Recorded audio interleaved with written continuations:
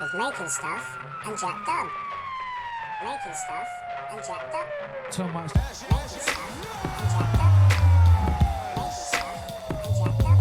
Let it go. You say, get out of the way. Jacked up. Get it, But my PG. music.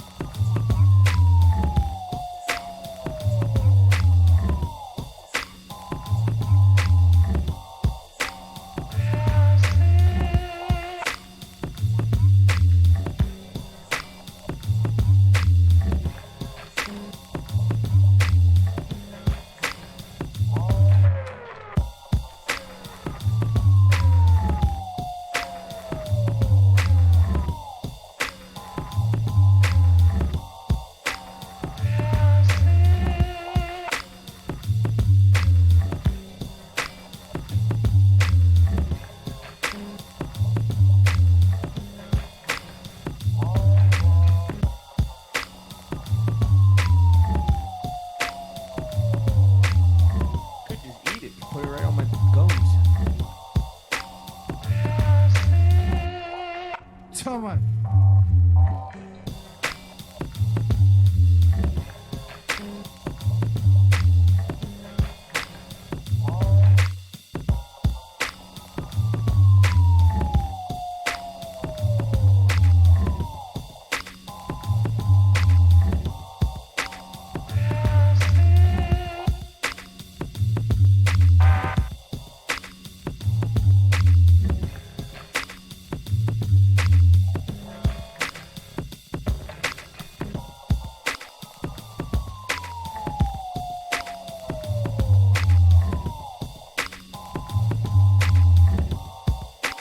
Someone's killing these beats, bro. Trust me. You're listening to Meadows and Makers podcast. With Jack Dub and making stuff. Peace. Hey, good morning, everyone. Good afternoon, good evening, wherever you are in the world, and welcome to another week of the Meadows and Makers podcast, brought to you here on MSP Waves on this interactive social media broadcasting network that we are all a part of. And thank you guys for making it here on the show this morning. Today, I have a couple of guests. First up, we got Nate on Steam It, and he's going to talk to us a little bit about what he's got going on with a permaculture chicken setup. And then next, we have my old co-host Jack Dub, and we're going to catch up with him on what he's got going on his property. He started a house build. And just going to catch up with him on everything that he's got going on up there and in the Great White North. Oh, so that'll be good. It'll be good to catch up with him. So I appreciate you guys joining for today. A little housekeeping up front. Just disclaimer is that the views and opinions that are expressed on this show are my own and those of my guests, and they do not reflect on the great people that run MSP and everybody that keeps this thing going over here. So if you have any questions, comments, concerns, anger, please direct them at me, and don't let that reflect on the PAL Discord or any of the mods or the people over here. So thank you. So, CryptoPie, we're going to talk about some farming and some building today. We're going to talk about some chickens and some house building today. So, that's what's going on today. So, stay tuned. Thank you for everybody joining. CryptoPie, Donatos, John Doer, 123, Patient Zero. I got Rondon, Solo Miner, Tainted Blood, Truth Force. Thanks for hanging out, guys. Any questions that you guys might have during the show, please feel free to enter them into the comments on the Discord. Salute right back at you, Patient Zero. And we lost Nate again. For some reason, we got Nate popping in and out here. So Hey, that's a nice silky chicken or something. I think there we got John Doer 123. That looks like a silky, if I'm not mistaken there. So that's cool. One of my old bosses, he did silky chickens, and they're pretty goofy looking. All right, let me see. Let me see if we can get Nate on here, and let's see if. Yeah, without further ado, we got Nate on Steam It here, and Nate is running a little fundition campaign to help him get some permaculture chickens going on his property. He had just recently lost a flock of chickens, and he is rebuilding his flock, and he's buying them a few at a time so that he can rebuild his flock, and if he's got any other problems with predators, he can tackle that along the way, and keep learning. So we're going to talk about his fundition campaign, and if you guys are familiar with him, I'll let him introduce himself and tell you a little bit about himself. Hey Nate, how's it going? Can you hear me? Yeah, going all right if I can get all my buttons in order. Hey, sorry about all that, and you keep getting kicked out for some reason, but hopefully we won't have any more of those problems. But yeah, if you want to maybe introduce everybody to who you are and what you got going on. Well, you kind of did a good job of it. I'm Nate, and I like chickens and permaculture and food, I guess. Just general independence and liberty type stuff, and anything that can go towards practically furthering those ends without having to do anything violent, because that's not something that obviously any of us. Amen. And right now you are working towards integrating. Well, you had chickens, right? You had some chickens on your property, and then you had some issues with predators, and now you're trying to rebuild your flock. That's right. We had 13 of them, and over the course of about 4 attacks, they were all either killed or eaten, and obviously killed as well. So the first night he got our broody hen that was laying on some eggs. Then the next night he ate one of the babies and killed the other 4 or 5, however many there were. Then the night after that he got 3 or 4 others, and then a couple of weeks after that he got the last 2, and then they all died. Yeah, I learned the same thing with the operation I had going on, and it's just it's a learning thing, and you just gotta try to beef up your security, and you were telling me, and I like the approach that you're doing with your fundition campaign. We kind of went back and forth on getting you started with a little fundition campaign. And your approach is you're gonna buy some fairly mature little hens, I guess, a little bit past the chick stage, so you don't have to start them inside. You can go ahead and start them outside, and then get your egg layers going a little bit faster. And then you're buying different varieties. So if you want to talk about the purpose for doing that a little bit. Sure. What we've got so far, like you said, I'm buying them in waves so that if something does go wrong, we're not losing an entire flock all at once. We'll just lose, however many we've invested in up to that point. And during that process, we're getting different breeds based on a few factors, mostly pretty flock.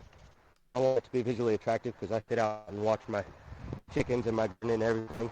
And then I want pretty eggs because at some point I may be marketing some of them and selling them, and so a little visual appeal on that front would be neat, a little uniqueness. And then I want them to be pretty natural looking birds, pretty camouflage, so that their patterns are broken up and any aerial daytime predators won't be able to get at them as easily. Okay, cool. Yeah, that was something that I started with three little chickens, and they were they were a little bit older than chicks, and a friend gave them to me. I wasn't prepared for them. I built them a little coop that I thought could work pretty well for them, and it worked pretty well in the city until I had some security issues of my own. I had a stray cat from the neighborhood get after one, and a possum come and get some of their eggs, and so even in the city you have issues if you're not if you don't have very good security around your chickens. So yeah, they were pure white, and what you were telling me earlier before we started the show is that pure white chickens are just like, come eat me. Everything can see them. They're just big signal to predators. Exactly. Everything can see them. The white like that sticks out against everything. And any real consistent color, like anything that's all black, like somebody mentioned the I am ceramis or whatever, however you pronounce it, they'll all stick out against any natural landscape. So things like that in my operation aren't ideal. Right. And so we had a question a little earlier from Patient Zero. He said he was asking about how much these chickens cost, and then I think what you're telling me earlier is that the three chicks that you just got 3 chicks, right? And about how much were they a piece? So these ones are really young. They're probably a few weeks old, really, right now, and they were $10 a pop. Usually, for chickens that age, you're looking to spend around $5 or $6 a pop. But these ones were raised locally by somebody that's doing something a little bit similar to what I'm doing. Their chickens were hand-raised, so they're very docile. I walk in that cage that they're in right now, and they just come right up to me looking to be held with a little dog. And I really like that because it gets the whole experience of the permaculture garden just more immersive. But the 3 that I bought in the first batch were $10 a pop as well. And they were not raised that way, but they are much older. So really anywhere in the range of $10 to $15 a bird for what I'm looking for. Is what I'm expecting to pay. I've found some, like I said, from $70 or not 70, no, from $7 up to $20, $25 for the rarer breeds. But I'm not really messing with those rare breeds right now. That's not my goal in this. Okay, yeah, we had that was sorry guys, that was Truth Force that asked that question. And then we had Tainted Blood that commented and said that they own chickens and they sell chicks between $5 and $15, and then they sell their adults between $10 and $30. So that's probably a good price range to look at if you're gonna go and buy chickens. But you said it. Yeah. But you said it depends, like if it's a rarer breed or something that they might tend to be more. Yeah, that's right. The cream-crusted leg bars, which they lay a sky blue egg, they are a fairly rare breed, so the $10 that I found on 3 of them was a pretty good deal, actually. Those are going for, at that age, about $20 from other breeders, so I got lucky and found a local breeder that was selling pretty cheap because they were actually getting out of the breeding business and the egg production business. Okay. So Solo Miner just had a question. He says, so what's the secret to building a secure chicken coop? Is there a design that's bulletproof against predators? I'm guessing you're learning a lot of stuff along the way. Is there some key lessons learned so far from you? Yeah, man. So our first coop, well, I mean, it's the same coop really, but when I first bought it, on the property it was on, it was jacked up 4 feet off the ground on eggs. To fit it in a vehicle that I used to bring it home, I had to chop the legs off, and then it's really heavy, so I never set it back up off the ground. That was mistake number one, because whatever it was that got in there, I'm suspecting a big raccoon that's been terrorizing our neighborhood. He actually pried the floor open and got up in there from ground level. So my first step was to pick it up off the ground, and it is now up 4 feet off the ground like it used to be. And then I put electric fence around every edge of it. And so far, he's been back. I know he's been back because he got into the chicken feed. He got into an old egg that I found, and there's been fresh poop all over the yard. So he has been back, and all the chickens are still alive. And I don't blame him for not getting in there, because when I tested that fence the other day, it was putting out 12,000 volts, which is something.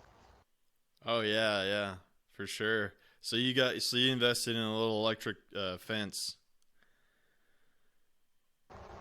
Yeah, actually I took the cheapest route I could on that. I picked up the $33 2-mile energizer that just plugs into a regular outlet, and I ran an extension cord from my shop to the coop, and then I used polywire, which is a plastic rope that has stainless steel filaments inside it, and it is my electric wire. It's designed specifically for this kind of operation, a small scale fence. And then, so that was like $6, and then about a $6 pack of insulators. And so all in all, it cost me about, I want to say it was less than $70 after tax. Okay. Yeah, very cool. Yeah, so that just hooks up into your outlet. You can just plug it into an outlet, and it keeps their fence energized and all that. Yeah, and something I learned in the process of this, when you set up an electric fence, you got to think of it, it's an electric circuit. So having it energized the entire time, there's no energy cost until something gets zapped by it. You got to think of that raccoon or skunk or possum or whatever it is as a light bulb, and it gets turned on once it connects both of those circuits, or both of the sides of the circuit. So it's actually zero cost to run until something's getting shocked, and then it's very little cost because they don't get shocked twice. Okay, that's great.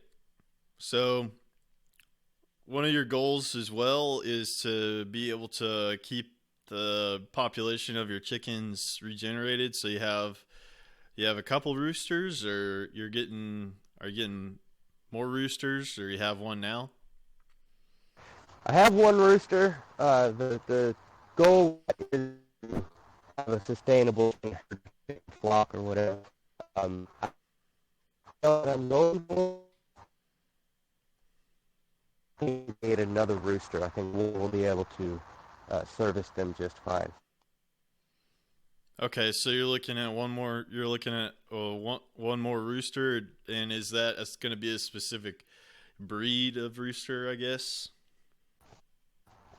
Oh, we already have him. He's a cream leg bar, just like the 2 pullets that we bought in that first batch. That was kind of top priority. I wanted also protect.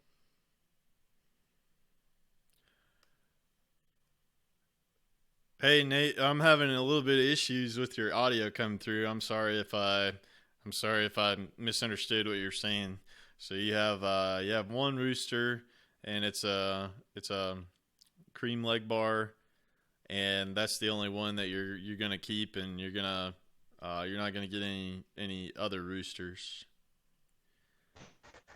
Yeah, sorry, I had internet problems. My Wi-Fi disconnected. Okay. Yeah, just the one rooster. And another good benefit of having a rooster is he will protect from any predators that he can see. He will help protect the flock, and actually, in many cases, sacrifice himself if there is a predator in the daytime. From the research that I did, a rooster would not have helped in the nighttime from the raccoon predator that we had before, because chickens at night are blind and you wouldn't have been able to be any use to them anyway. But they will help in the daytime. Around here, that'll be important.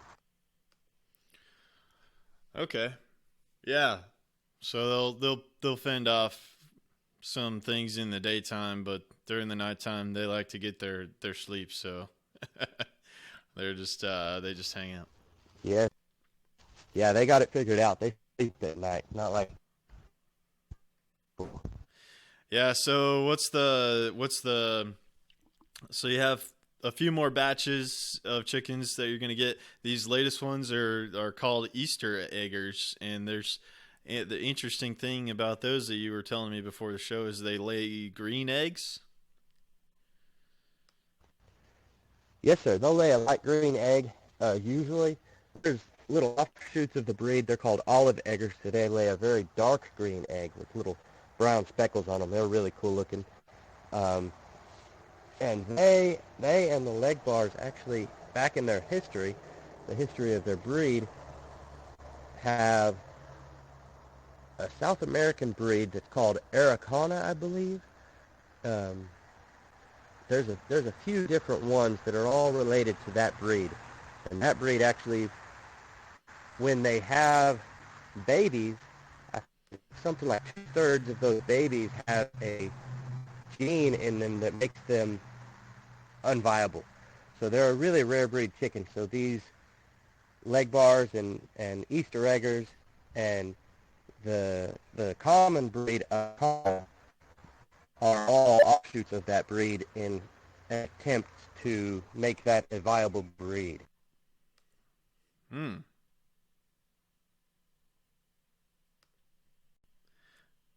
Interesting.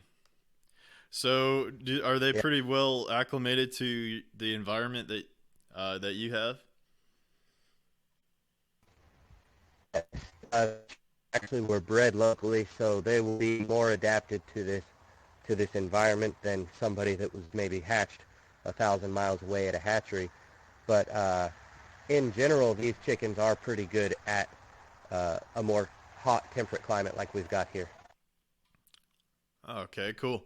So you have a few more breeds that are coming up, or that you want to try out, and is it kind of going to be just kind of an experiment to see which ones are going to do the best, and then just try to selectively breed those?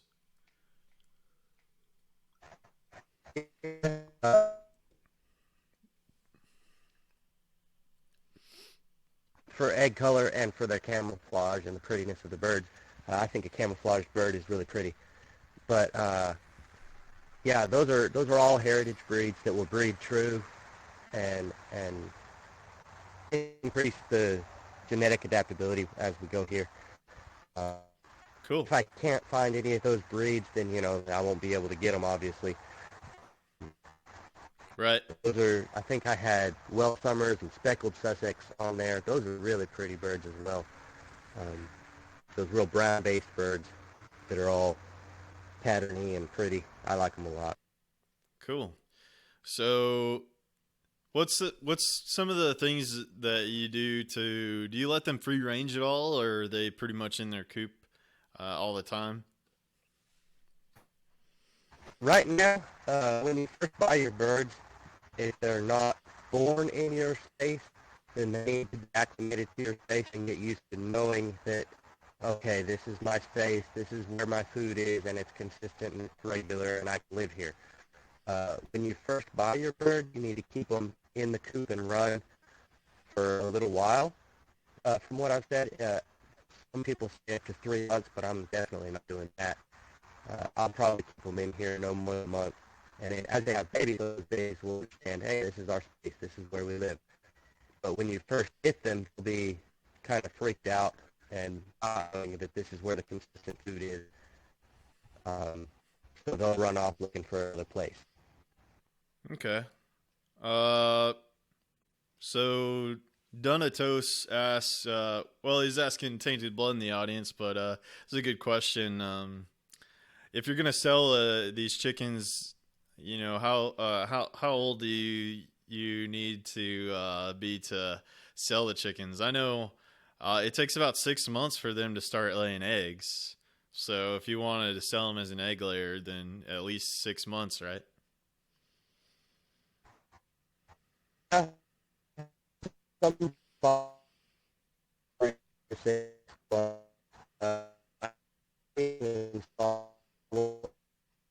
Hey, Nate, just a second. I'm still getting problems with your audio. I don't know. Uh-oh, what happened? Yeah, I'm just still getting your voice coming through really crackly. So I don't know if it's a Wi-Fi. Maybe it might be a Wi-Fi issue. Yeah, it is. Let me turn off my Wi-Fi and switch over to mobile data and see if that works. All right, we'll see. Yeah, your voice is coming in through kind of crackly. So yeah, maybe if you have a good cell phone signal, it might come through a little better.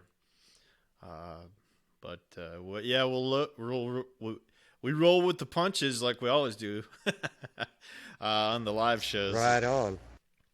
Cool. Yeah, that sounds. How's sounds that? good. Can you hear me? Yeah, that sounds good. Yep.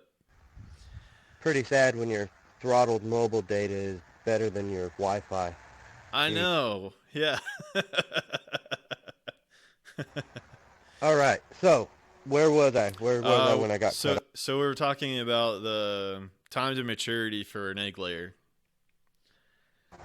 Yeah, 5 to 8 months, really. I had my gold sex links the last time in my previous flock, and they're an actual production bird.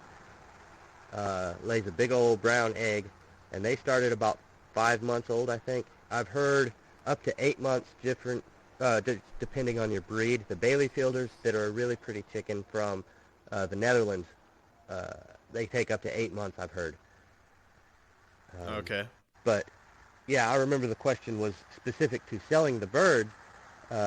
If you want, you can buy birds online that are a day old, and they will ship them to you the day they come out of the egg. Yeah. So really, there's no age limit on selling birds. Yeah, and Tainted Blood says, made a comment that you can sell chickens from 24 hours after they're hatched, but you get the most money for pullets, and it says point of lay, when the hens are about 6 to 10 months. So, Yep, that's right. And at this point, those are the ones I'm looking for, because I've got these little ones now that are going to take a while to be producing. I figure the little bitty ones that I bought yesterday will probably be producing in the spring. The big ones probably late fall. And the next couple of batches, I want some eggs. Daddy don't like no store-bought eggs. So I need to get me some eggs coming in. yeah, amen, man. You can see the difference in those store-bought eggs, and then your chickens that you're raising. The yolk is much more yellow. If you're giving them good feed and they're foraging and doing all that, and then you buy the ones at the store, and that yolk is like it's almost white. It's a very milky white is what I've noticed. Yeah, I told my wife when we first started getting our own eggs, I was like, honey, they're so yellow. They're so yellow. These other eggs, they cook up the color of a news. Yeah. And something that I found that they really like that does awesome things for their eggs is comfrey. So we've planted a lot of comfrey here, and we're going to be propagating it all over the freaking. Oh, really? They eat the comfrey. You pick the comfrey and they like to eat it. Yeah, man, they love it. So what I'm doing right now, as I've got them in the run and they're not able to get out and forage, I'm kind of just walking around picking some greens and some things from around the garden that I want them to eat, and I'll just toss them in there. You know, some grass, some clover, some horse herb, and some comfrey, so that I can get them used to eating that, so that when they get out there, they're going to be like, hey, I remember this stuff. This is yummy. Let's eat it. and that's the stuff that I want them to be living off of. Yeah, yeah, and yeah, when you raise them and you have, they're such amazing animals, and they help you out so much when you have a garden, because they can eat your food scraps, and they can, just in general, for any of your food waste, they eat everything. They eat almost everything, and so any of your food waste you can feed and help supplement the diet of your chickens, and then they help fertilize and put nutrients into the soil when they go around and do their business, and so yeah. So tainted blood commented that there's definitely a difference in the store bought and free range, and the yolks range from a yellow to a deep golden color, and that's something that I hadn't even realized by buying the store bought eggs for so long and then raising my own, was how much that contrast is. It's really noticeable. Yeah, it really is. During this, I've been turning it into an experiment. So we've been buying the store eggs, and I've bought all the different kinds of eggs, from the most expensive, $7 a dozen, down to the awful, terrible, horrible, industrial dollar a dozen eggs. And there is a difference in those, in the range of quality of the food, but still nothing is going to touch what you're able to raise in your own backyard, in your garden. Yeah, absolutely. And just the industrialized way that those chickens are raised is just pretty horrible, man. And we have Rondon here that was just telling me about, Rondon used to wire up chicken houses and stuff like that, and yeah, it's I don't know, just seeing that is it gives you a different viewpoint on the whole thing, and like, the animals, while they're at a different level of consciousness, they still feel pain, and they're conscious at some level. So the industrialized the way that we do farming now is really, I think it's got to change on an individual level, and doing stuff like you're doing is awesome, and that's why I fully back, and was went right after helping you get this fundition campaign going, so you can get your flock built back up and do your permaculture chicken operation. Man, it's appreciated. All the support and the love from you and from this community is just really incredible. It's awesome just looking out here and being able to see it and look at it. And at some point, I'm hoping to be able to bring people in. Oh, look, there's a bee on my tomatillo. I'm hoping to bring people in here and let them see it and say, hey, I built this in my yard with like $300, and it took me a year, and I can supply this much of my food, this percentage of my food on 2,400 square feet of property. Hey, maybe you could do this too, or something like that, Oh, definitely. People, a lot of people try to emulate what's happening in their environment, and a lot of people, I got my neighbors involved in the things that I was doing and sharing food with them and things like that. And it actually got one of my neighbors, while I was in the city, two of them actually started planting their own little gardens. So it's like, you never know your impact on your environment, and when you're able to show people these things and maybe get them involved a little bit, they get excited, and they're like, well, if he can do it, I can do it. Yeah, exactly. That's kind of what I'm going to hope to be doing around here. My neighbors actually, when we first moved in and started setting up the chickens, she commented how much she loved hearing the rooster crow every morning, and brought us over a bunch of egg cartons. And she's actually the reason I scaled up the chicken operation at that time, is because I wanted to be able to share eggs with her and share this abundance that's going on over here, because she kind of supported us and was appreciating it. And so I wanted to have more chickens so I could share with her, and maybe at some point she'll be, growing a garden as well. And I don't know. We'll see what happens.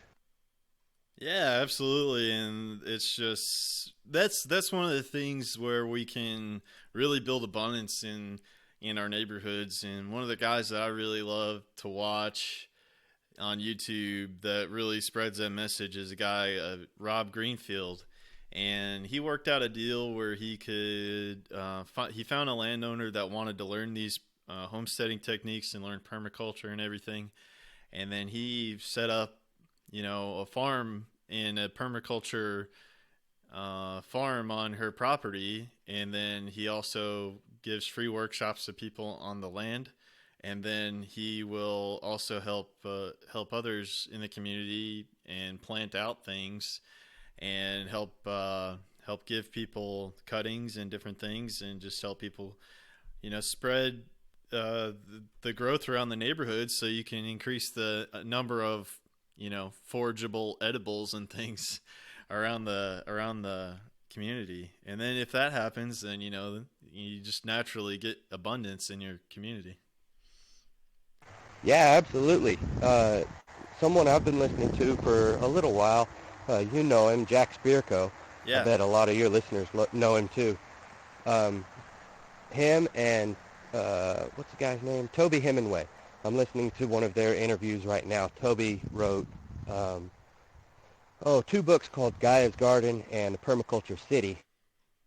Kind of pioneered the idea of liberation permaculture, which is just really, to me, is encouraging and kind of mind-blowing that you can grow a garden and use it to completely negate any authority anybody has over you. If you grow a garden and your neighbors grow a garden and you're all producing for yourselves, then, I mean, that's it. Yeah. To me, that's the goal.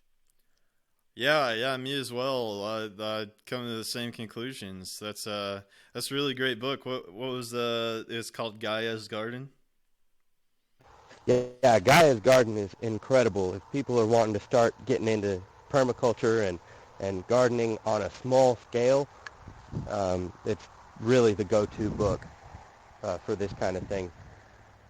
They were talking on the interview about how all the books about permaculture up to that point were really farm-scale, large-scale operations, and Toby just really brought it all home to the backyard. That's the subtitle of the book, is something like Bringing Permaculture to the Home Scale or something like that. And I mean, here it is. I can take a picture right now. I'm sitting in my garden. I can show you what's going on. Yeah, you have a very beautiful. It's all done in your backyard garden, right? It's a you're on a suburban piece of land, and you've got a whole little food forest going back there, huh? Yeah, we do. Actually, we're on half an acre, which is a pretty large plot for suburban area. Oh, yeah. But the area that I'm using, I just mapped it out and measured it the other day. It's 40 feet by 60 feet, so 2,400 square feet right here, about the size of a house. And walking around with all the different things I've got planted here. See, I'm looking at lima beans and corn and squash. Those are big players in our garden right now as a Three Sisters planting. I'm looking at those. I've got comfrey everywhere for food for the chickens, food for the trees, food for the soil. Let's see, apple tree. What are those? Peaches over there, blackberries everywhere, goji berries, plum trees, watermelons, cantaloupes, honeydew melon. And man, okay, I've been raving about this squash ever since I learned about it. Oh, there goes the Japanese beetle. Somebody eat it. The squash, I'm looking at it right now, and this squash is as long as my forearm, so about 16 or 18 inches long. It's about 2 weeks old, okay? I bought these off a guy on Steam. His Steam name is B. Pangy. Ben Pangy. You may have had him on at some point. No, I don't think I've had him on yet. Oh, he's got a podcast called Homesteads and Homeschools. Oh, cool. So I bought these seeds from him when I had my miner set up, and I was getting a regular income of crypto. I was just, here and there buying a few dollars worth of stuff. Bought these seeds from him and didn't look into them or anything. I was like, okay, cool. I'll plant these with my corn and beans that I've got here. And these squash, man, on 12 vines, he got 200 pounds of squash in a season. And I goofed up, and I went out and planted like 30 of these things. So I'm looking around, trying not to step on any of these squash. They're everywhere. They're everywhere, and they get anywhere from 10 to 250 pounds apiece. Whoa. And it's just blowing my mind. Whoa. And yeah, things gonna get wild. are they pretty, have you been able to eat any of them yet? Are they pretty tasty?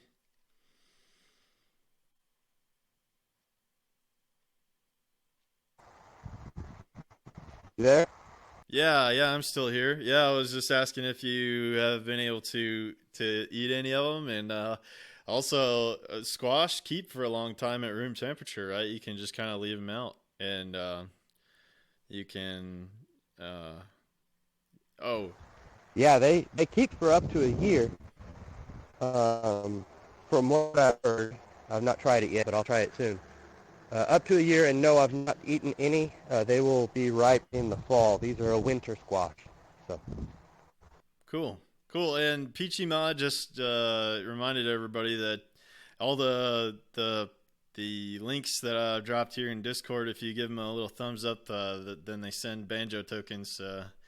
They can send those banjo tokens to. I'm guessing they send them to Nate for his post. So yeah, correct me if I'm wrong, but yeah, give a little emoji on the post, and then you can send some banjo tokens. So that's pretty cool.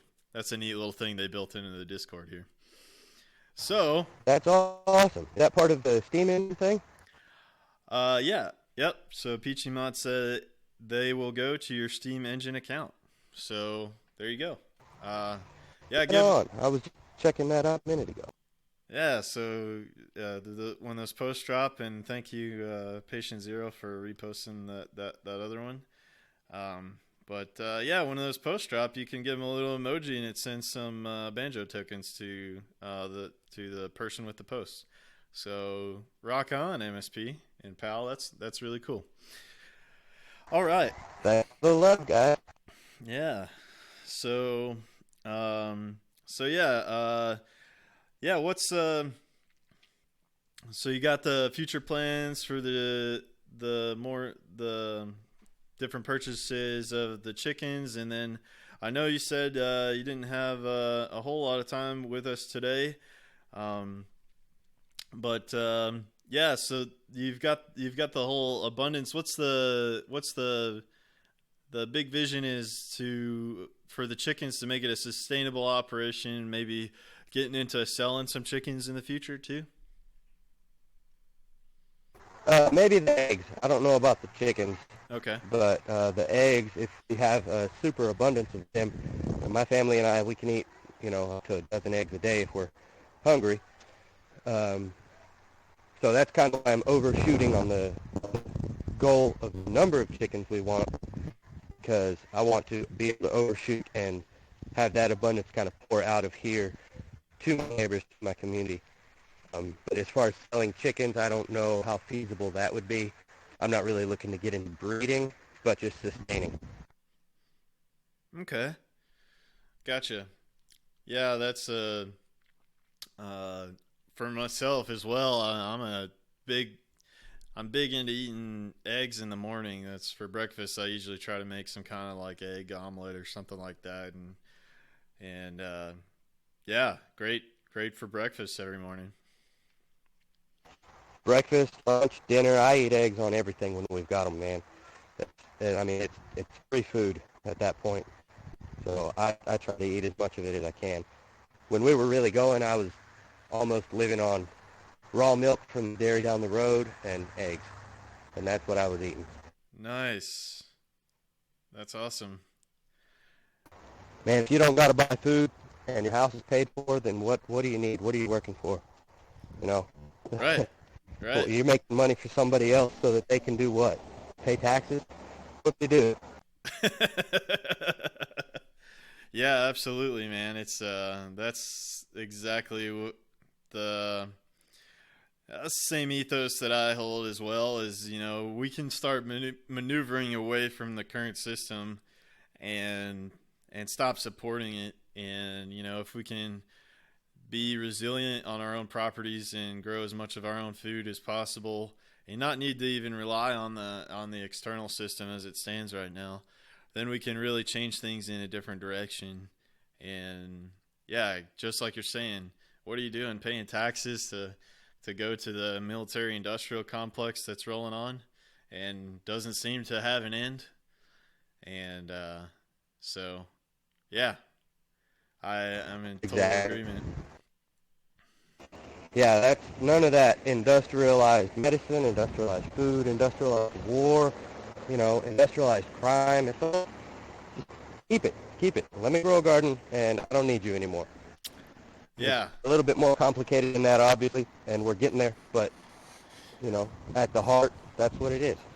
Right. And you know, at the start of the country, you know, most people were self-reliant and resilient type people. Like, you know, nobody was giving them assistance to go out and try to build their own house and, you know, get a little farm started. And, you know, pretty much everybody was starting and going out and getting a little, their own little piece of land going with some, you know, some food and everything like that. And it wasn't until, you know, we had the kind of industrialized where people started to go into more specialized fields of work. And so, you know, I maybe it's going back to some of that, but I think it's more about building your skill set, just continually building your skill set in this modern time. And then, you know, as the more skills you have, you know, the more resilient you can be as a person, the more confident you'll be as a person as you gain these new skills. And so I think that's going into the future, that's a really important thing. No doubt. Just always making progress. Do something. Do something. That's what Joel Salatin says, man. When you're looking to do any of this stuff, just do something. Take something and do it. Plant a seed, buy a chicken, just on whatever scale you can afford at that moment, just freaking. Yeah, exactly. Yeah, Joel Salatin, if none of you guys are familiar with him, he is a legend. And he's wrote several different books. I picked up one of his that says it's you can farm, and then one of his quotes I think one of his quotes is everything I want to do is illegal. And he's just runs a small family farm, and you know, there's been so many new laws with the FDA and then the USDA. He calls them the US duh, because they're just the amount of regulations they come up with are just ridiculous. And you know, when you can't even share raw milk and things like that with people, then you know there's a problem in our system. And so everything has to be pasteurized and sterilized, and all the good things that are in the food are taken out. And so these are some questions that you got to start asking yourself. And you know, he's a big advocate for, you know, finding interesting ways of getting around the system as it stands right now. He's a very much like a Buckminster Fuller type guy, where you build the new systems that make that system irrelevant. Exactly. Joel is a big inspiration around here. One thing's different than he is. He's going for more of a consumer level thing. His operation is big. He's like the granddad of all this stuff. This animals in the permaculture system. And yeah, big inspiration. Everything I Want to Do is Illegal was a wonderful book. You Can Farm is awesome as well. Really encouraging stuff that's out there if you guys want to get it. He's got a bunch of books. Actually, if y'all want, then come get with me. I've got a couple of them on PDF I can send you for reading outside or outside, reading wherever, digital type. Okay. Yeah, that's really inspirational, and Joel is he is a legend. And yeah, so you said you have the digital copy of the book? Yeah, it was given to me by another fellow on Steam. Suburban. I don't know if that's how you pronounce it. That's how I pronounce it. So I'm just down to pass it along to whoever I can. I just got it set up on my little Kindle that my father-in-law left me when he died, and I'm starting to read like 29 or 30 books now on permaculture and try and get more involved in this than, planting seeds in the yard, because what kind of progress is that, right? Yeah, exactly. Yeah. It's just one thing at a time, just one day at a time, and just as you progress and as you're learning, just pick up things along the way, and just keep moving forward. Just try to keep moving forward every day, and just keep learning, and just start. You don't have to start with your growing everything, like just plant out your entire yard and go crazy and try to produce all your food in 1 year. But start with a tomato plant, or start with something, and just go from there. Do some progress is progress. Yep. Yeah, exactly. Yeah, don't get discouraged on yourself or anything. Just start. Yeah, just start. And like you were saying, I think another thing Joel Salatin says is do something even if it's wrong. You're going to learn something in the process along the way, and that's a big part of growing your own food and gardening and just farming in general. It's a constant learning process, and especially in permaculture. And if you go into it with that mentality of, hey, I'm going to learn something, and you can't lose. You can't fail. Nothing like that. If your goal is to learn something and apply it, like lost 30 chickens, okay? Like, I learned something. And last year, I forget what it was, the little hardship that we had last year. I learned something. Oh, that's when the chicken run flooded completely. I learned something, and it's not. Kid crying. Whoops. There's just nothing that can stop this movement once people start getting involved and trying to learn and apply. And it's just really a vast encouragement to me in this space. Yeah, absolutely. Did you start off with any gardening experience or anything like that, or you're just learning along your way? Before this garden, any plant that I ever planted died fastly, and I gave up on it. Yeah. Yeah. And now I'm just walking around my garden here, tripping over squash and looking at strawberries. And there's 2 baby mockingbirds in my peach trees that are just looking at me like, is this guy going to eat me? I hope he doesn't eat me. No, little bird, you're fine. And yeah, it's awesome, man. Embracing that natural system, the natural, cohesiveness of everything that can come about in this kind of a system. The abundance is incredible. Yeah. Yeah, and you have it you're using a lot of stuff that saves water. You have some swells that you put in and on your land, and maybe you can talk a little bit about what those swales do. Yeah, sure. Swales, for anybody unacquainted with permaculture, swales are ditches dug on contour of your property. So think of a topographical map where it shows the elevation points. You've got swales dug on those lines. So what it does is it captures water as it flows downhill, because all water flows downhill, and it stops that water so that it doesn't go down off of your property, into the ditch, into the creek, into the lake that's 50 miles away from your house. It goes into your soil right there, and you're not trusting somebody else with taking care of your life and protecting your fertility of your soil, so that you have to pay them to pump it back to you. You're keeping it there. So what I've got here, I've got 3 swales dug in this little place. And I dug them in a day by hand, but a lot of people dig them with a trencher or something, and it's a lot faster. But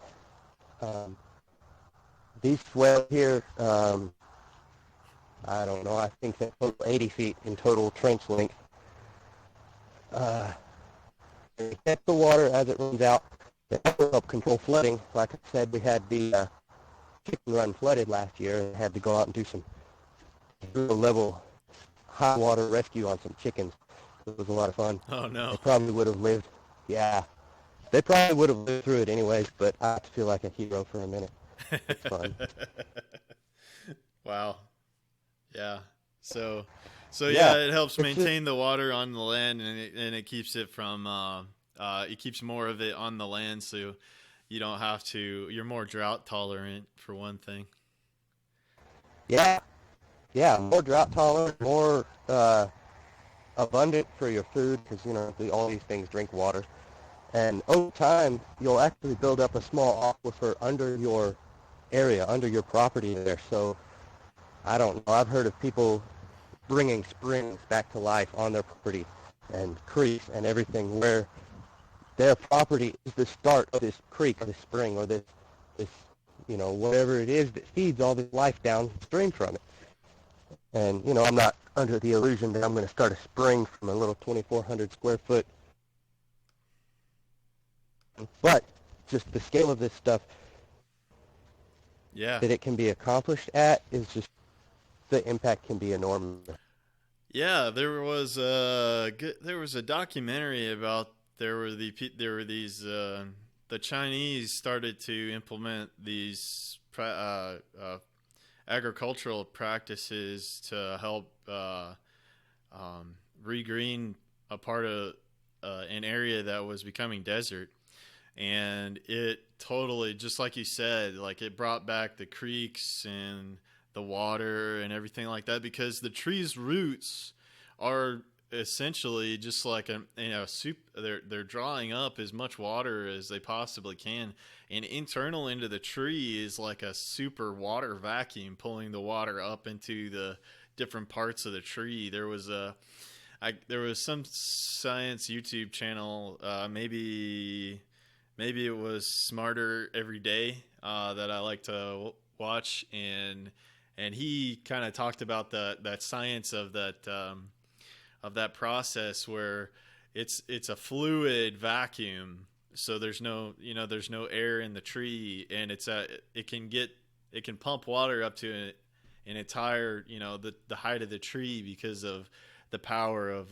hydraulic pumping, and it's pretty neat. Yeah, trees are awesome. I can't get water up that high off the ground, so they got something going. Yeah. There's a lot more going on other than what we're just seeing as a tree. There's a lot more going on to that thing, and there's a lot of cool stuff. So yeah, we're coming up at the end of the hour here. Is there anything else that you'd like to leave the audience? I know you have to go, and I appreciate your time coming on and sharing this morning, Nate. As far as anything left to leave, I think I've said anything. Really, plant a garden so that you can win. And I don't know. That's about it. Awesome, brother. Awesome. Thank you so much for your time this morning. And like I said, I really appreciate you coming on and sharing with us. And then everybody go check out Nate's project on Fundition.io and help him. If you like what he's doing, consider supporting him on Fundition. All it takes on Fundition is to go there and to give him an upvote, and then there's also options if you want to send if you want to send other cryptos, then you have that ability on Fundition as well. And there's also there's multiple ways if you want to support him. So go check out his little crowdfund and help him get his chicken operation back up and into full gear. And Nate's definitely an inspiration to his community out there, and fully behind you, brother. Thanks, man. I appreciate the love, and thanks everybody for listening in. You bet, brother. You have a wonderful day, and thanks for coming on again, and we'll catch you later. Yes, sir. Bye-bye. All right. Take it easy. All right, everybody. So that was Nate on Steam It, and go check out his little Fundition campaign, and if you feel generous, maybe consider making a donation to his little Fundition and help him get his chickens going, and move forward in a positive direction there. All right, so let's see. Next up, I wanted to catch up with my old co-host Jack Dub and see what's new with him. He's got a house he's building on his property up there in the Great White North in Canada, and he agreed that he could come on. He was having some issues with with Discord there for a second, and so I'm gonna try to bring him on air with me, and hopefully we don't have any issues going on. Jack, he's here today with us. Jack, if you could join that waiting room, and so I can bring you on the show a little easier, because of my laptop and the way things work on this laptop. Or Rondon, I don't know if you have. You tried to explain to me what I could do, how to pull him in from the laptop, because I don't have the mouse and the scroll wheel to click on his name and pull him in. But let's see if he can go here. Check. Hey, there you are, man. How's it going? How you doing, man? Oh, pretty good, brother. It's really good to talk to you again, and to get you on the show today. Yeah, you too, man. Yeah, it's been a little while. It's been a long, cold winter, but we're about middle of summer now, feels like. Awesome, brother. Man, that I see your post there. It's looking good. The house is looking nice. Oh, yeah. Yeah, thanks, man. Yeah, I've been working on the plywood on the outside lately. So I just started I just took this picture this morning. So I've been, I don't know. I'm a fool, man. I've been pounding every nail by hand. Wow. Really? Buddy's got like the nail gun thing. Like, you charge it and you put little gas cartridges in it, and for framing nails. But I don't know. Okay. It's like I just haven't got around to grabbing it from him. Oh, interesting. I'm too lazy to get the tool from him, but I'm not too lazy to pound nails in. Wow. Yeah. You want to arm wrestle? Yeah, I bet, man. You've built up some crazy arm strength. My right arm is huge. It's crazy. Should have taken a before and after photo of before you started the house and after you've got after you've hammered all the nails. That's crazy. Oh yeah. Wow. Yeah, I've been taking little breaks here or there, but yeah, it's on the way. I already got the roof kits in already. So it's just sitting in my driveway. So after I get the sheathing up and wrap it real quick, I'll start hoisting the ceiling joists that go from the front is 12 foot high and the back's 8 foot high. Yeah. So it's a lean-to style roof. So it just goes front to back, all the way across. I think I gotta block it and stuff here or there for extra sport, but yeah. It's just there's no attic. It's just big enough. It's basically kind of like a floor kit. Yeah, but, it's gonna be like one. high and tilted. It's just got enough for about bats of insulation, basically. It's like it's like a foot deep or so, you know.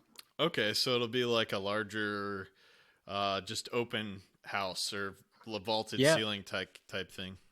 Yeah, it's gonna be crazy. The front, because like the original house plan was like 500 square feet. Yeah. And then the this area informed us like the minimum's 900 square feet. Yeah. So like, all right. So we just told the guy, we told the guy just to make everything bigger. Oh, and, okay. I didn't even think about it, but that includes the ceiling too. Yeah, because the front wall, it's like so the front at the very front part, the ceiling would be 12 feet high. So it's like when we raised up that front wall, I was like, "Jeez, that's high. That's nice. It's gonna be cool." Yeah. Nice So it's 14 feet there in the front. 12 feet. Yeah, 12 feet high in the front, and then goes down to 8 feet in the back. Okay. Yep. But then it's gonna be a little, so it'll be another foot or so higher because of the thickness of the roof kit. But but pretty much the height of that wall, 12 feet high. You can kind of see where the front door is, and then to the right of the front door, you got it's kind of like an open concept. So the front half is like on the left side's the kitchen, and then the living room's all on the right. So that's why on the far left, that one window, the bottom's a little higher because it's like counter height, just above counter height. Then they got 2 rooms in the back, kind of, and the bathroom right beside the kitchen. So the plumbing will be easy. It'll kitchen bathroom just right there. Got to share a wall. Nice. So are you gonna do everything's gonna run off grid, right? Is it or are you getting some city water plumbed in there? Yeah, there's no city water available where I'm at. It's so we'll probably eventually do a well, but for now we just got like a 1,000-gallon cistern buried in the ground, and like 4 feet under so it doesn't freeze. Someone's gonna plumb that over, and we'll use that and just fill that a few times a year or whatever. But then eventually we'll probably get a well. Yeah, there's no city water, and there's no city sewage. Like I'm on 3.5 acres. It's kind of like out in the country by a lake. Yeah. And so there's no sewer either. So so in those cases, so you're staying in your off-grid type stuff and doing everything in that kind of mentality. Oh yeah. Because right now, about in the middle of the property, there's a cabin that we've been staying in for a couple years, and that's like totally off-grid. Yep. And actually, we have water coming down from the cistern, just like a siphon, just like gravity fed. Yeah, I remember you've got like 1,000 or a couple 1,000-gallon cistern. Yep.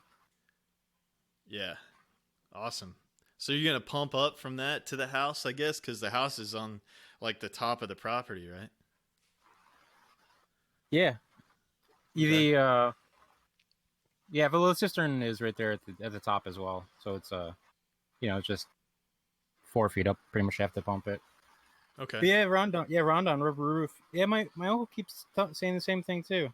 And as far as I can see in the plans, it doesn't call for a rubber roof. But that is a very it's not steep roof at all. That's like getting pretty much close to the minimum that they allow as far as a shallow roof goes.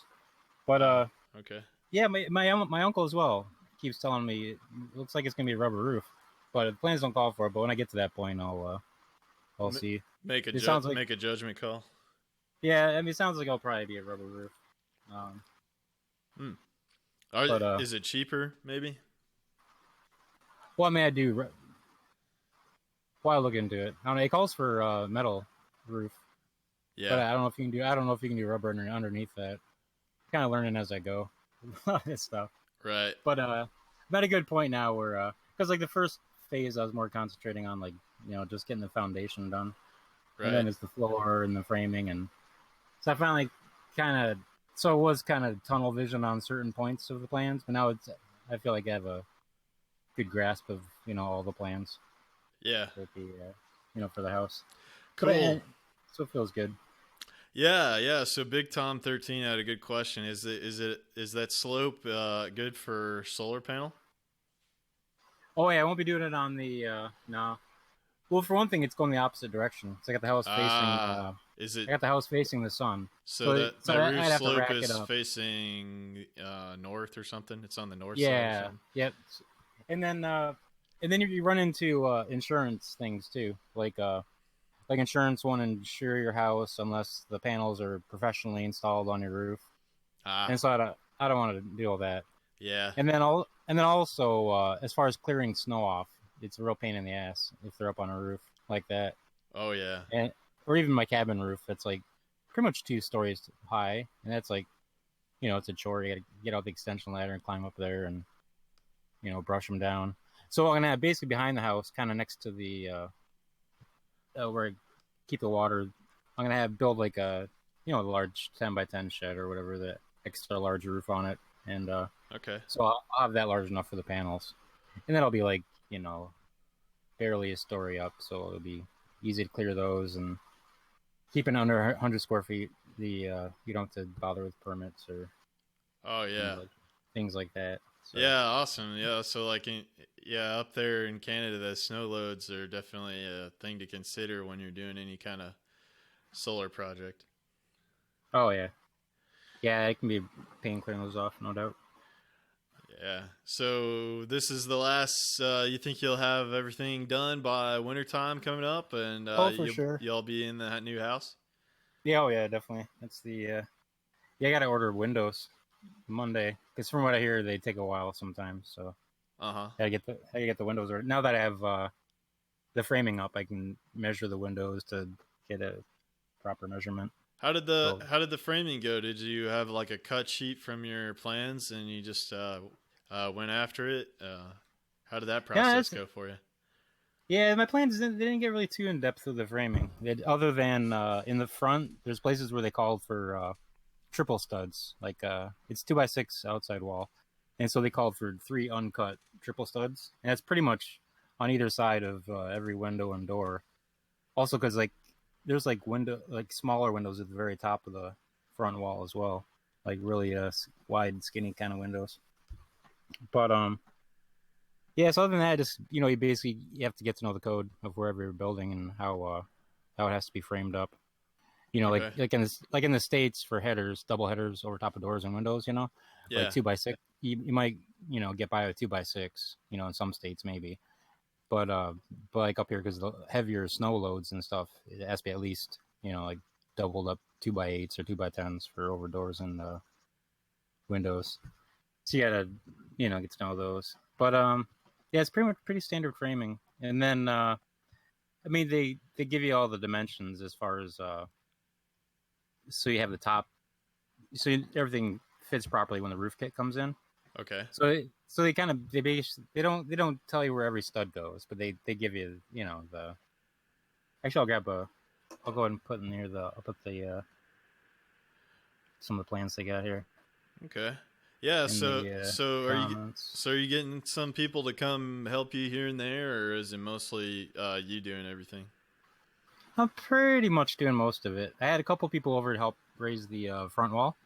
Okay. Because all the walls, first I did the back wall, and then lifted it.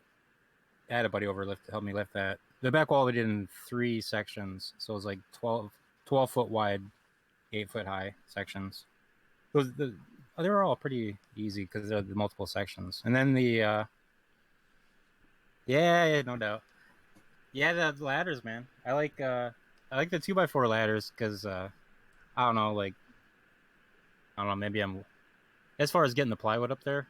If you want to shimmy it like one step at a time, you can kind of rest it up there, which might be helpful with the higher ones too. So I have a double height ladder like that on the other side of the house, and I drill it.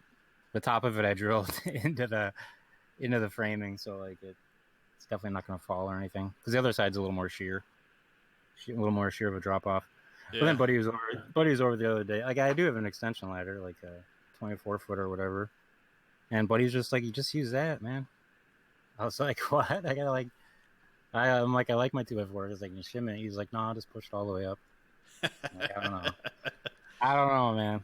Because I did the other, yeah. Basically, when it gets 12 foot high up there, it's like, I don't know. I'm real careful. Watch every step. Yeah. And if if there's any chance of like fall, I'll just let that plywood go, let that smash on the ground before I fall, you know. But it hasn't got to that. Luckily, I figured out a way to shimmy them up there, and it kind of the one wall helped because the wind was actually pushing the plywood against the wall for me, so it Nice. happened. Yeah, for as much as it jerks me around while I'm carrying the plywood over there. Yeah. Yeah, it's nice. It helps a little bit. Well, it's summertime. Does your boy help you out at all? Do you get him involved with it? He helped a little bit with the floor. He did. He was putting the screws in, like I'd chalk line out, you know, along where the floor joists are. Yeah. And then you screen the floor plywood, the tongue groove down. Yeah, but he's like, Dad, you need to get that nail gun. Yeah. Well, the thing is, he's like 10, you know, and it's like he didn't have quite the strength to start the screw with the drill, you know. Oh yeah. And like he kind of struggled with that, but then he figured out a way. He just took a hammer and just kind of tapped it in a tiny bit, you know, and then he was able to drill down. So he like found a good way around that. There you go. But yeah. So he was doing that quite a bit, and then at school he had a monkey bar accident, and like oh no. so he like kind of fractured his wrist a little bit. Oh. It was like his best case scenario as far as fractures can possibly go. Like it wasn't on the growth plate, and it wasn't a clean break. It was like it is a stress fracture. Like it just kind of bent because they got younger bones. They bend a little more than older bones. So it kind of bent until it kind of like got some cracks in it, you know. Oh but yeah. But he just now got the cast off, so he's able to go swimming the past couple of days without a big bag taped on his arm. I had the same thing when I was a kid. I tried to do a backflip off the monkey bars, and did the same thing. I fractured my wrist. Oh no! Ouch! Yeah, I don't think he was showboating. I think he was jumping for the monkey bars, and like somehow his hands didn't quite reach them, and his legs kind of went up. So he was gonna come down on his back, but then he reached his arm down to break his fall, you know. And then that's what that'll get you. I was just like, thank God it happened at school, man. Oh yeah. I don't want any questions with him running around on the property, but yeah, be safe, but you know. Yeah, especially if you don't catch it, because I guess it really needs to kind of get set in time or whatever, or else it could kind of heal weird or something. Oh yeah, yeah. We got the call from no doubt. We got the call from school and went and picked him up and brought him home, and he was swollen a tiny bit and felt some pains. We're like, we just took him to the hospital and rub some dirt on it. It'll be all right. Oh yeah, no doubt. Yeah, I'm sure I've had the odd toe fracture that I've just kind of worked through. You know, I'm sure. Oh yeah, yeah. Well, they can't. They don't really do very much for you when you do something like that. All they can they say just like don't move it. You know. Give you one of those big Frankenstein boots to wear for one of your feet. Yeah, exactly. Yeah. Yeah, I just posted up your one of the posts that you made a little while ago for getting started on the house. Really great primer on, you know, how you get the whole thing going on building your own house. That was a really great article. Oh yeah, thanks man. Yeah, that brought us up to basically kind of get the overall plans and going about getting everything in place to even apply for the permit, you know, the building permit, and then they had the foundation and then the backfill. I got all the stuff ready, so I gotta put together the next one, and that'll be like basically kind of overview of the floor kit, putting together the floor kit, and then getting it framed up, lifting up the walls. But so gotta get on. It's so it's coming along really well, and you'll have the roof up pretty soon, and they might make me go on grid. Crazy enough. You think so? Yeah. I'm thinking quite possibly. Just because of to handle like air conditioning or something like that. No. Like there's not a need for it. It's just me. It's just as far as like when you're building a new basically final inspections and stuff like that. I think they're legislating stuff in. Like, I'm not sure if it's made it this far out, as far as into the country, but it might have. It doesn't make any sense either. But it's like basically, they say every new build has to be the smoke detectors. They have to be hardwired to the electric grid. What? Which and That and so doesn't then, make sense though, because if the grid goes down, you lose your smoke detectors. I know, and the grid goes down often when I was on the grid. And Yeah. so that's my exact thing. I'm like, what, batteries have been working for like centuries, or I don't know, decades at least. But like, That's one of those things that you just shouldn't comply with.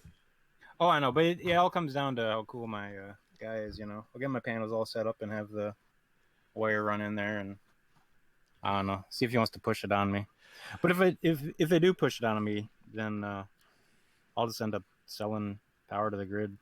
Yeah. I'll just get a few more panels and just tie it and sell it. And yeah, that's. I was kind of wondering if it was just because of the maybe not having to worry about the loads that you're using and stuff, and just be conscious of that. Because there is a couple that are building their own house on YouTube that they were off grid for several years, and then they decided to actually get grid power because they didn't want to worry about having to conserve their power and things like that.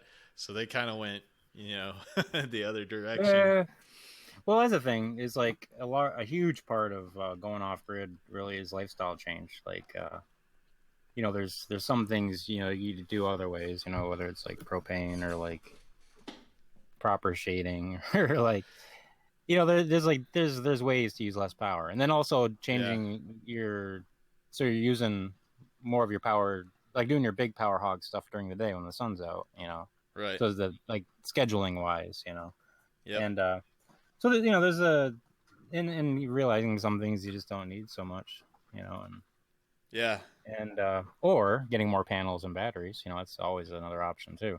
But Yeah. but to try to live up to the current power consumption of modern homes, you're gonna be a lot of panels and batteries, no doubt. Oh yeah. But it's a little bit of a dance, but there's been many times we've been up here where the power's gone out on the grid. We of course we're oblivious to it because our power is ticking away just fine. Right. And then you hear about it from the neighbor or from somewhere else, so it's kind of funny that way. But I know I like the responsibility being in my hands as far as power or not. And yeah, once you get there and once you understand the systems and you got everything running and you can watch the state of your batteries, and you have the ability to charge them. I know you have a generator, so you can get your batteries recharged if you have too long without the sun. But yeah, that's pretty much like for a couple months in the winter, pretty much when it's at that point. Like Yeah. I haven't touched the generator in months. Like it's just we don't even think about power. It's just like for what we've gotten used to using. We have lots of devices and we have wireless internet and we got like I don't know. Yeah, that's mostly what we use, really, devices and stuff. yeah, We got a little laundry machine, a washer, spinner, and so run that during the day, and charge up.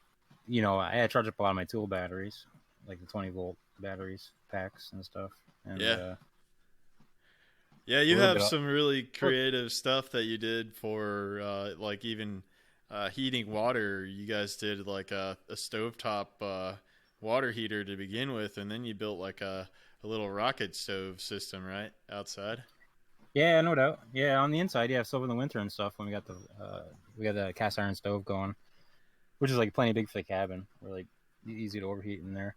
But like yeah, so we have a big big huge soup pot on top of there, like full of water all the time, and it's tapped at the bottom, so it's got a little hose. So use that for bath water or whatever else, or laundry, things like that. And then Right. in the in the summertime, pretty much the first summer there, we used the rocket stove, and that was kind of like built into the side of the hill at the back, and it was up high, so that way we're able to gravity feed the hot water to whatever we needed. Whether it was like we had an outdoor shower downhill, Yeah. and then we also had, for laundry or for hand washing or whatever else. You just kind of tap into that hot water. But now we have but last summer and this summer, we have the cistern way up at the top of the property, and this is the 1,000-gallon one, and so I got like 300 feet of 300. Yeah, I think it's 300 feet. It's that gravity fed siphon basically. So the water feeds down. So you just start it up in the spring, and then it's like a siphon. You just turn the tap on down at the cabin, and it just comes out. But but in the summer though, that water gets like super hot. So like you can take like a shower and a half, like by noon, just because we just run on top of the ground, the hose from the cistern down to the cabin. So that water in there will get like hot. Pretty hot. Yeah, like almost too hot for a shower, like especially in the summer. But yeah, or for baths or whatever. So we'll just so you can get like a shower and a half out of that, or like a full bath, and then like a few hours later, the whole hose is hot again. So yeah. So So we haven't solar even heating on that. yeah. So we haven't even it's touched the rocket stove. So what's the plan for the new house? Yeah, we'll probably do propane for a lot of the heavy like probably for water heating. Like we'll one do of those propane. Like one of those on-demand water heaters or tankless systems? No, we'll probably do a little half-size tank. Okay. And then because it's gonna be right there beside the bathroom and the kitchen. It's just right there's the wall between them, and there's gonna be a cabinet with it. And we'll probably do propane for like it's funny, but yeah, it's the same as natural gas basically. But some people are nervous of having gas in their houses, but I think it's a good alternative. But anyway, we're gonna get a propane stove and propane water heater, and maybe a couple ceiling fans for the summertime. Like, probably won't bother with the air conditioner. Well, outside a lot of the time, anyways. Cool. Yeah, that's a good way to go. I tried that tankless water heater system in my city house, and well, for one thing, I undersized it because I was trying to save some money. Is it electric or natural gas? It was electric, and the reason I chose the specific size I chose was so that I didn't have to change out the circuit breaker. I could just wire it in, and it was a really like quick solution I had to come up with to get at the time I was doing the Airbnb thing, and so I had a really short time between guests, and I had removed the old water heater that had a leak, and so I had to come up with something, and so I did the tankless water heater, but it just can't keep up with the demand especially if you're doing several people, and you need if you have a good distance between the tankless heater and where you're gonna go. So so having some kind of water heated tank is a good way to go for doing water heating. And then I'm looking into doing one of these thermal batteries and doing like a heat exchanger kind of thing with one of those solar thermal heat exchangers. Somebody did a good video on it, and they created a really good insulated box, and they were doing thermal transfer from a liquid into that, and they were making the case for that heated water is equivalent to 30 kilowatts of energy, when you think about that. And so yeah, well, that's kind of another thing too, as far as whether a tank or on demand. Yeah, is especially if you're trying to do it with solar power, depending how much you have. Because then you could just, before the sun goes down, get at least a tank full hot, and then that could be used without tapping into the electric solar power or batteries at that time.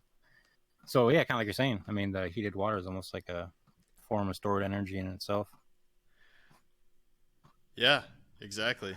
Yeah, so I guess they do have the rooftop ones too. The solar water heating. Basically it's black hoses or pipes full of water on the roof, and they either use it as a I think they kind of use it where it'll heat the water. Like I think they keep the same fluid in the pipes, you know, for Right. some of the designs. Like you're not pushing the water you're going to use through the pipes, but you're getting those pipes hot, and then you kind of Yeah, it just recycles everything. They use like a ethylene glycol so it doesn't freeze over in the wintertime. And then they use like evacuated tubing on some of them, on some of these. yeah.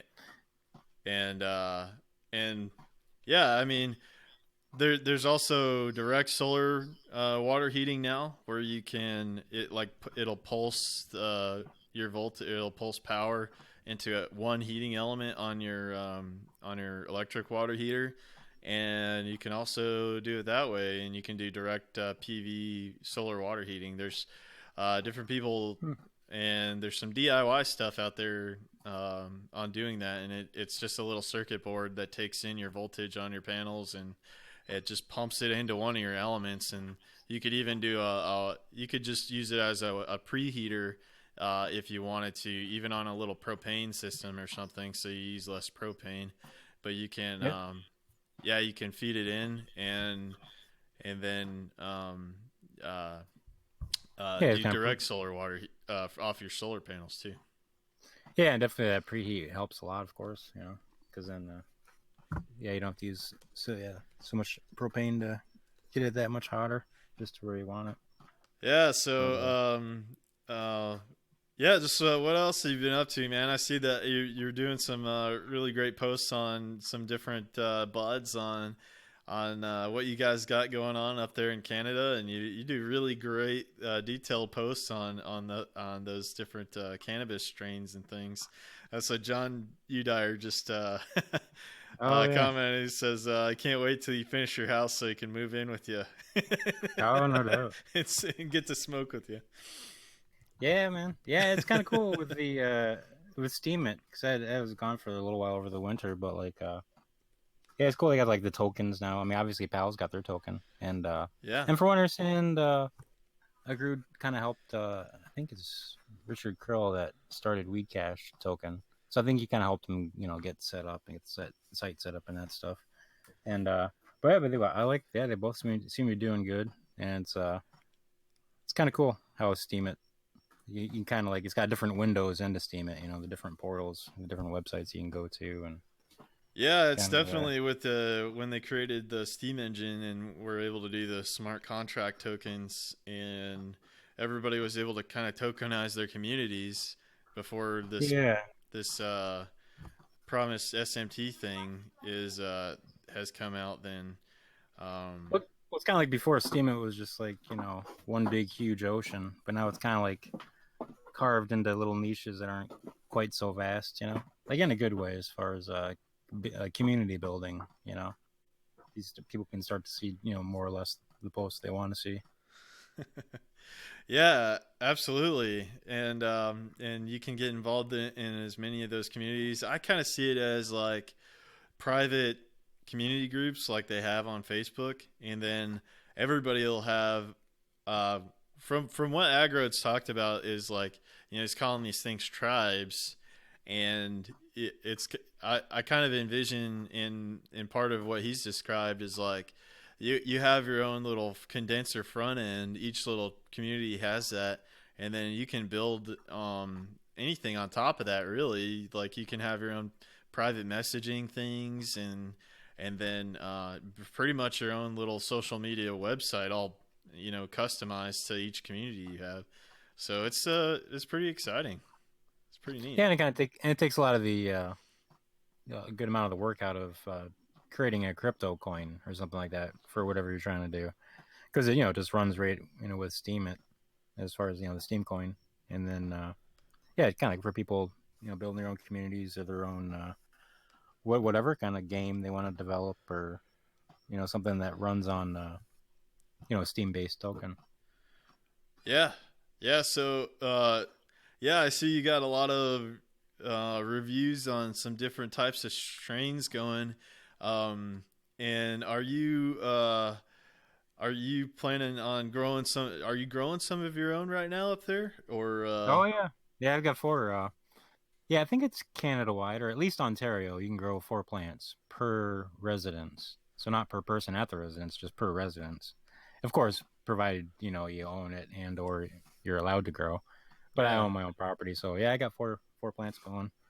I got three it's like purple cream kush or something like that, and his buddy said purples grow good up here in our area, so I was like, cool. They're feminized seeds. I started those from, and then my buddy had started a 707 headband strain. Like he started way early, like you should. He started like in February. Yeah. And then like he trains it, so like once it gets like up to like a foot tall or so, he'll basically take the top of the plant and like tie it down to the ground pretty much. And so then at that point, all of the branches that are now kind of like sideways, they start growing up, and each of those kind of become their own main head kind of plant as well. And so I see, yeah, so that thing's like really bushy, and it's got a whole bunch of big stalks going on it. But yeah, I got all four of those in the ground. But yeah, I've been doing a lot of strain reviews. I've been kind of like on the hunt. That's one of your passions. Yeah, kind of like on the hunt for my favorite strains, and yeah, I've learned a lot along the way too. And like when to smoke the different strains, and which ones I like. And I'll document it the whole session. Like at least the first half hour or so, almost every 5 minutes or so, just basically the different because it's pretty interesting, the different buds. They have different effects. Some can be energetic, or some can like relax you a lot, or even make you sleepy. Like the indicas, basically, they're more the laid back and body relaxation, muscle relaxation, cushion kind of ones. And then you got your sativas. They're like on the pure side of the scale. They're kind of really energetic. Some of them can be so energetic where like I'll like skip the coffee. I'm like, I don't need any more caffeine right now. Yeah. Now, Canada hasn't gone crazy with all the cannabis legalization now, has it? There aren't people running each other over in the streets and stuff, huh? No. No. Just basically they just started busting up dispensaries that aren't like state run, legal basically. Oh, and yeah, that's one of the stipulations now that the government's in charge of it, right? And you have to stay within their entire system, or they don't like it. Yeah, so if they're not making their profit on the legal stuff, they're gonna have to start knocking out the competition, because is as big as a gang town, of course, but like, I mean, it was in the legislation from the start, like all the, even down to like what you can grow on your property, Yeah. Like they say, you can grow up to 4 plants, and then like in fine print with legally obtained seeds, So it's like, how are they going to check that? Well, yeah, that's just if they want to, if they got someone in their sights, and there's just one way they can twist the screws, I suppose, Yeah. if they wanted to go to all that. But that'd be the thing, though, is if it's just sitting there, they're not doing anything about it now, and they probably won't anytime real soon. But right, if ever the time came when they want to completely lock down all competition, and like a GMO thing, you only get the seeds from them, and whatever genetics they have, you got it, So it's like so at some point, it's, if they want to turn the screws in, try to crush out all the heirloom cannabis and only have the state ordained ones that they, and like from my understanding too, the buds, like they super dry them, because when you got big operations, you got to be real careful with mold and all that stuff. It'll like ruin a whole crop. Yeah. So they super dry them, and from what I understand too, they irradiate them. So I imagine to take away some of the medicinal properties. I'm not a doctor or a scientist, but I just assume that it takes away, some of the goodness from it. Okay. But edibles and concentrates, I think they're really close to doing it. Like they already got a date for it. I haven't really been paying too close attention. Okay, but, so for edibles, and concentrates. Well, no, concentrates I thought it was all recreationally legalized right up there. Well, no, because edibles. Certain things are a little off limits now still. Well, that's the thing too. Is I'm used to going to there's a native reserve not too far from me, and they're pretty hands off. They're allowed to grow there, and Oh they got, yeah, like, they're they got treated dispensaries. as their own sovereign nation. They have their own laws and stuff. And they got like, and so now wherever they used to sell cigarettes, now they also sell cannabis, and it's like so many different varieties, and it's like primo grown, like the greatest care. Like a lot of times the smaller growers, I don't know if they just picked the right ones or there's just so many growers that take care. But yeah, it's always just primo buds from that. They call it the Green Mile. It's like a mile long highway, and there's like 12 shops. Oh It's wow. crazy. And they've all along they've had edibles and concentrates. So, Oh, but I'm pretty okay. sure, like for the legal purchase, it's the Ontario Cannabis store. So it's ocs.ca, and then so edibles are not legally available yet. They are really soon though. They're slated to become legal soon. But the last I had heard, I don't know if they've changed it, but they're gonna restrict it to 10 milligrams per package for edibles. Yeah. And so like, I mean it's So you don't get like totally flattened by yeah. Well, the because THC. admittedly they in Colorado they had trouble with edibles with that. People getting too much and going to the ER, and it just, thinking they the feel world like was they're coming in pulses. yeah, they thought they're having a heart attack and stuff. Like Oh yeah. but Yeah. so like That is but an yeah, it issue is- with it like is- these it is- really high strains of THC is just like Oh, yeah. when it's super concentrated THC, and it is just like if you're not used to that at all and you get that in one huge dose. that's the thing, that's what they're basing it on. They're basing it on like absolute beginners never touched it before, Right. which is like cool for them, but then like for the regular people that do it on a regular is just not cutting it. Right. Well, because like, I mean, like 10 is cool, 10's cool, but then there's a lot of people that might want like 20 or 30 or 40 or 50. Yeah. And like, I wouldn't recommend 50 for a beginner or 30. And 20 might even be questionable for a beginner. So I see what they're doing. But if someone's taking 50, you gotta get 50 separate little packaged items. But whatever. Yeah. I don't know. I'm Yeah. not too worried about it. You can also make your own edibles. And yeah, stuff, exactly. People will make them, so I'm not really too worried about all that because I prefer not to spend my money on prepackaged edibles anyway. Patient Zero asks if the legal seeds are Terminator seeds. So they like. Oh, who knows? I don't know, GMO or whatever. But like Right. that's the thing is on the OCS website, I looked for seeds and like they had like one strain and there's like some weird name. So I'm thinking like, where are we supposed to get these legally obtained seeds? So, like everyone's growing this one thing. I'm like, so I don't know. Yeah. But yeah, but like but I don't know, regardless of what they are, you'd be obligated to buy a new one next year, because technically, Right. as far as the fine print goes, it's just like GMO. You can't replant seeds; you got to buy new every time. And if someone wants to check you on it, then you kind of left open to a little bit of Instead of doing the cloning and all that kind of stuff. yeah, exactly, yeah. The that would be hard to check though, as far Right. as if it came from they'd have to catch you in the act of harboring some clones. Right. And, so it's a little bit of a catch-22 when you got the government involved. But well, it's really- it's in there. So really, it just needs to be decriminalized and then just let everybody do whatever. Yeah, I'd rather not regulated. Just I mean, I get it, kids or whatever, but kids get it anyways. But Right. yeah, the regulation's kind of a pain in the ass for sure. Because then they start shutting down all the legit places, and then they prop up their big money buddies with the big companies doing it. Yep. And I like the crafted buds myself. The small growers seem to, they take a lot of pride in their work and grow it just right and take a lot of care. I mean, I've had, Canada. I came back to Canada here like 12 years ago, and man, I haven't seen swag like I saw when I was in the stateside. Like, I just haven't seen it. It's just crazy. It's like national pastime. It's a national pastime, man. You got freaking hockey and you got pot.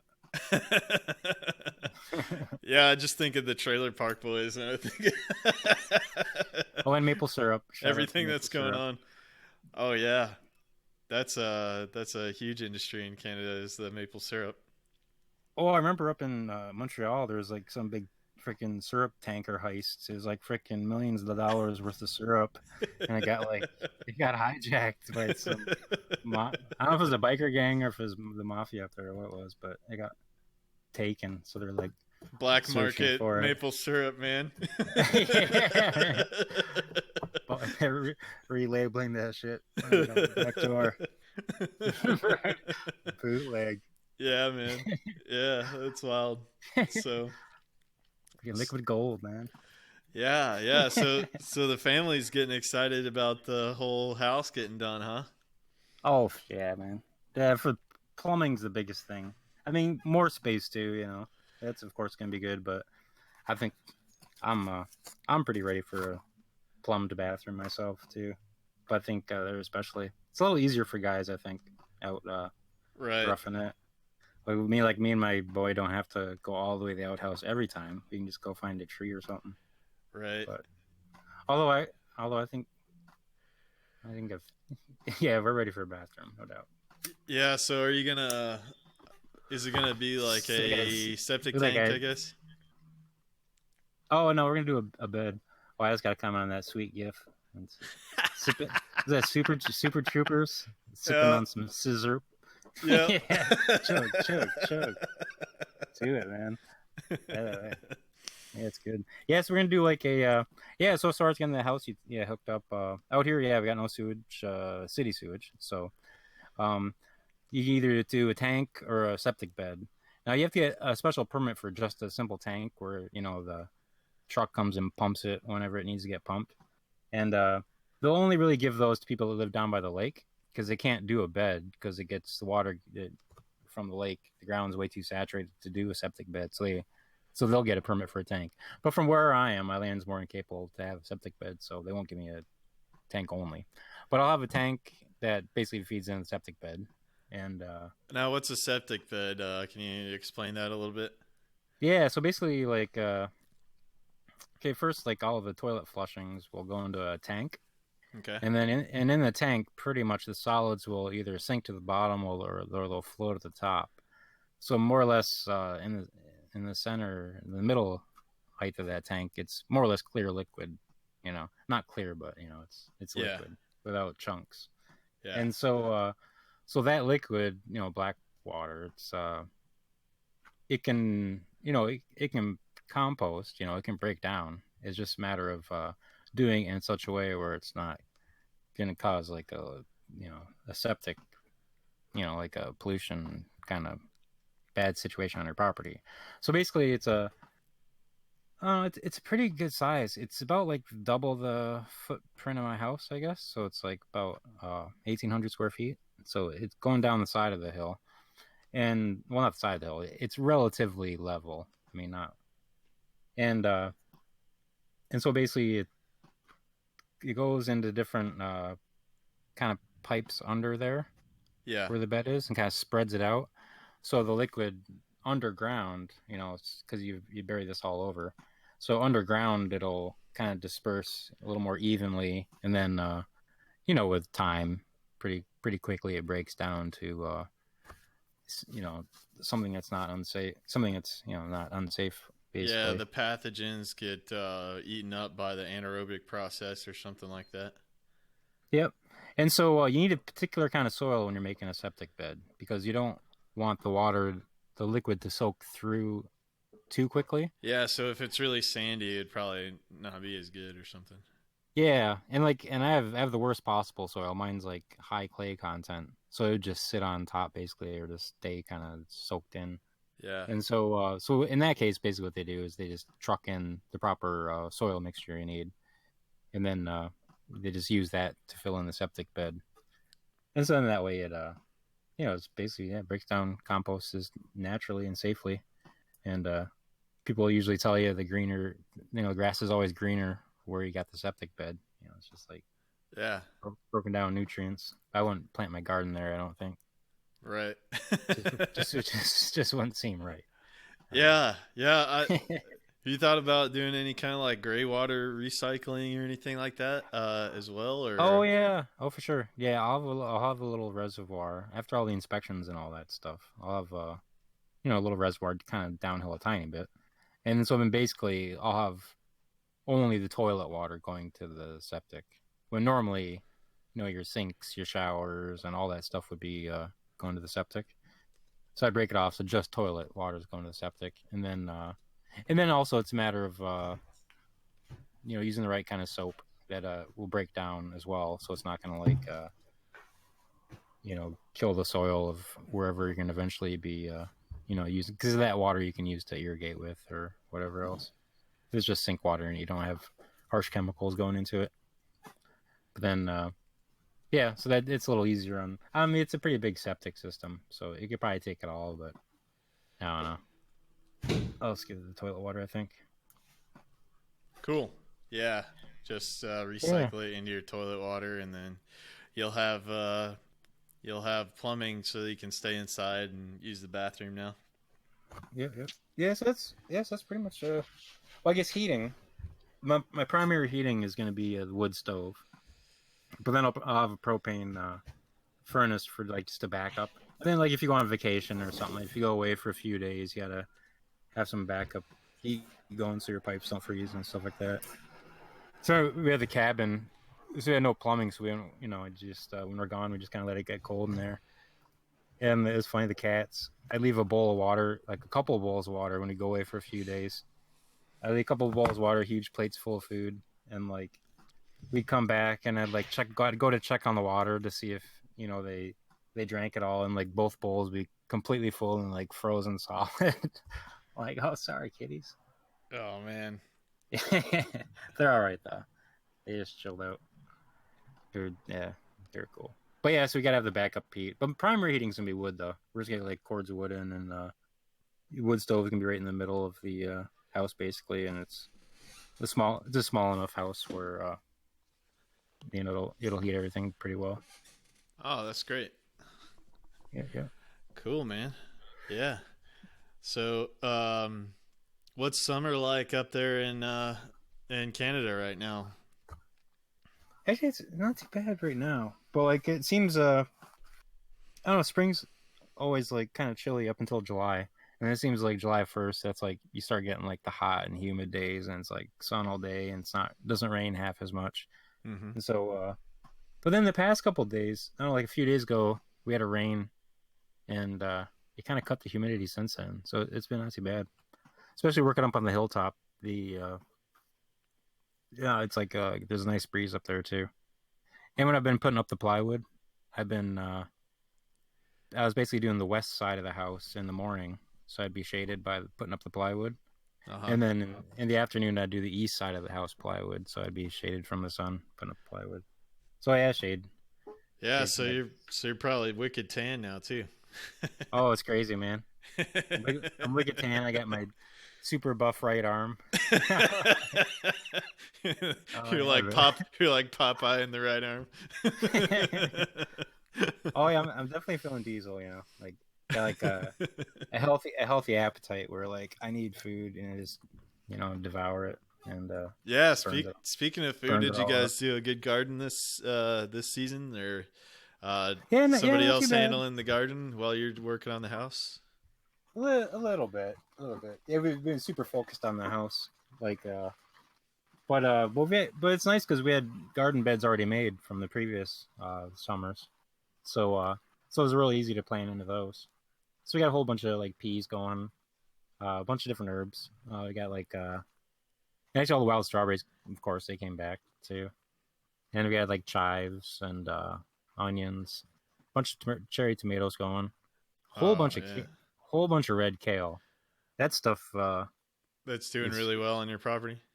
Oh yeah, the seed poppage on that is excellent. Like I just put the seeds right in the ground, I just did the big extended oval kind of, and just laid them in thick, and it's like they all came up. That's a nice word. That's a nice word for germination. The seed poppage. No doubt. Are you saving Yeah, any of yeah. your Are you saving any of your seeds too? Or are you letting them go to flower and seed and saving some Oh yeah, seeds? yeah, for sure. Actually, this what is it? Rhubarb. Rhubarb is one of the first things up in the spring. It just like comes up like crazy, and it's one of the first things you'll see at the farmers markets. You know, it's like rhubarb and like asparagus, and yeah, but my rhubarb bolted. It's like a strawberry rhubarb. Well, I just got like freaking huge head of seeds on there, and they're just like nice and dried out now. So I'm gonna collect that for sure because I want just rows of rhubarb just because it comes up so quick, so early. Because we want to do the farmers market eventually. My wife's doing the market. She's doing like crafts and stuff. She got the Cricut.